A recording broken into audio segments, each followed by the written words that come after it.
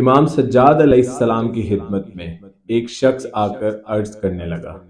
اے نواسہ رسول صلی اللہ علیہ وسلم، میں جس بات کو بھی زیادہ کرنا چاہتا ہوں تو اکثر بھول جاتا ہوں۔ یہ دماغی کمزوری ہے یا میرا وہم؟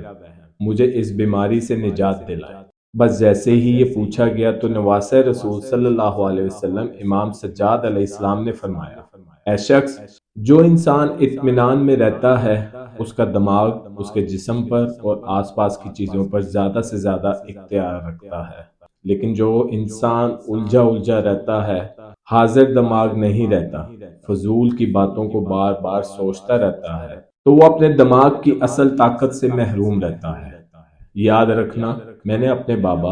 انہوں نے اپنے بابا اور انہوں نے اللہ کے رسول صلی اللہ علیہ وسلم سے سنا ہے کہ جو انسان چیزوں کو بھول جاتا ہو وہ کوشش کر کے خوشگوار ماحول میں جایا کرے اور کچھ دیر خدا کی قدرت کو دیکھ کر پرسکون رہنے کی کوشش کرے، کیونکہ ان کا حاضر دماغ ہونا، روز کچھ دیر پرسکون رہنا، اس کے دماغ کی طاقت کو پھر سے اسے لٹا دے گا اور یوں اس کا دماغ تیز اور بھولنے کی بیماری سے نجات پائے گا۔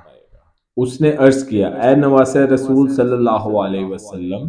کوئی ایسا اسم عطا کرے جو میرے دماغ کو روشن کر دے۔ امام سجاد علیہ السلام نے فرمایا، جب بھی کھانا کھاؤ، پانی پیو، اس پہ یا علیم یا رحمان، یا علیم یا رحمان، یا علیم یا رحمان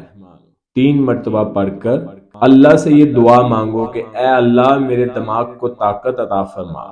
تاکہ میں بھولنے کی بیماری سے نجات پا سکوں اور اپنی زندگی کے صحیح فیصلے کر سکوں۔